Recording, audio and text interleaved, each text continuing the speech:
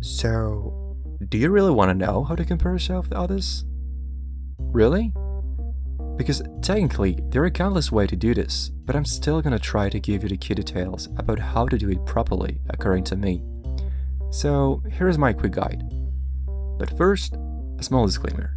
Comparing yourself to other people is actually healthy to some degree, especially if your objective is simply to assess if you handled your life more or less correctly based on some arbitrary metrics, let's be honest.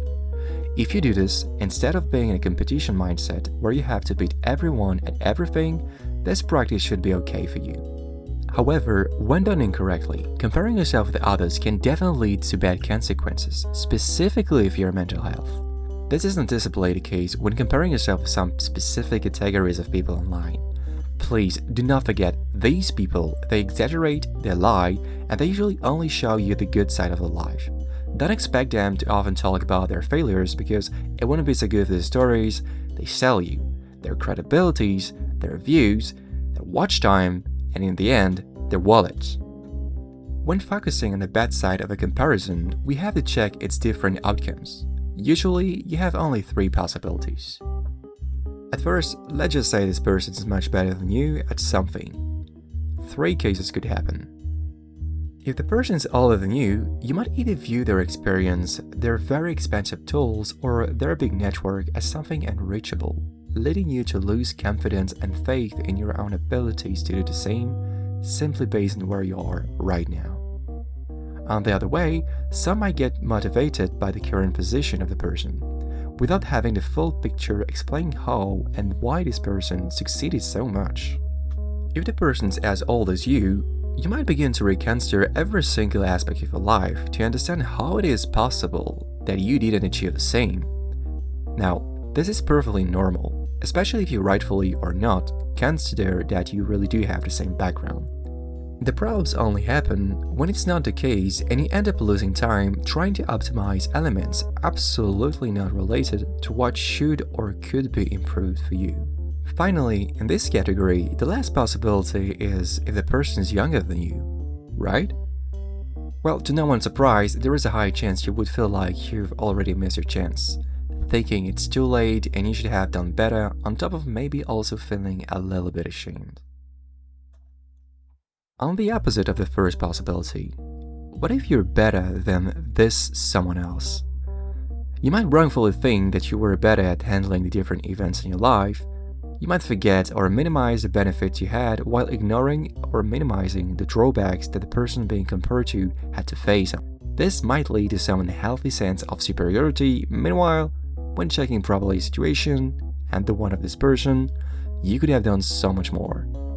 Finally, if the person is around your level, that might give you a feeling of satisfaction, or you might think that it's okay, but once again, you could be in the same case as the previous one. Now, that being said, how to compare yourself properly? To be perfectly honest, there might be no perfect way to compare 2 distinct beings with different stories, but always remember that beside the metrics, one thing should always be kept in mind. And that thing is the context. And by context, I mean it in its full definition. Obviously, you should consider where you come from, whether it's socially, economically, culturally, or even medically. And do the same with the person you're comparing yourself with. When looking at the social aspect, a good example of what not to do would be to blindly compare an immigrant, a second-generation immigrant, and a native citizen without taking into account the different number, nature, and intensity of their problems. Believe it or not, it's the same thing with your economical background. People from the lower class, middle class, upper class, or straight up rich won't face the same difficulties in life. Someone facing debt cannot apprehend the future the same way as someone with no debt or someone with a bank account full of cash. As mentioned before, the culture and education are also very important. Let's face it, some people grow up in an environment where the concept of failure isn't considered as something bad, but as a stepping stone to progress in life, while others just don't. And the same way, in some societies, helping your family members when they are trying to achieve something is well perceived, while others grow up in a more solo environment, where you have to do everything by yourself and you shouldn't expect help from anyone. Finally, the medical aspect is too often overlooked. Whether it's by spending time in the hospital or paying pretty big bills, health issues are big obstacles when trying to accomplish almost anything in life. You want to make a company? Try doing that when you're literally battling against an illness for your life. It's almost impossible, and yet some people, when comparing themselves to others, don't take this into consideration and just think that they are much better than someone else because of this. Usually, those four elements are linked to each other in many ways and should always be remembered in a good comparison. Besides stating where you come from, being honest with yourself is as much important. What are the benefits you enjoyed in life without earning them, and what are the drawbacks you had to face? Life isn't fair in many ways. You could compare it to some kind of card game, where the cards aren't distributed fairly. Some might only obtain the best cards, while others only receive mid ones, and some nothing at all, or cards from an unrelated game. In such situation, you can expect all the players to perform the same, and the same goes with the life of everyone. Once you accepted the cruel reality of life, you should state what are your goals. Comparing yourself with someone who has totally different objectives is absolutely useless in most cases.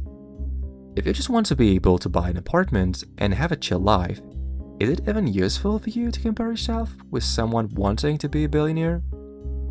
I mean, after all, nowadays all what you must do to do so is simply being a millionaire. It's that simple. Don't try to be a billionaire. This is too much.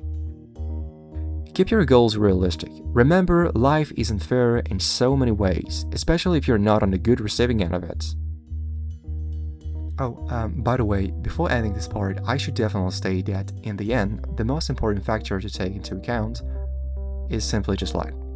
You could rightfully say that it englobes most of the previous aspect presented until now. I would have no problem with that. After all, I might be wrong, but you don't choose the family you were born into. In the same way, you don't choose to be born with an illness or to spawn in a country destroyed by war. Same thing with being born in a rich and lovely family. Technically, if you take all of these points into account, you should be more prepared to get a more useful comparison with anyone. And please, you should understand that a good comparison isn't enough. Once this is done, you should definitely try to improve yourself, or not. Because not everything should be improved. In the end, it's your life. If you're satisfied with what you have and where you are, then that's good. You don't need to push yourself anymore. Remember, perfect is the enemy of good. Anyway, thank you for your time. Don't forget to subscribe, share, and comment whether you agree or disagree. Have a nice day, everyone.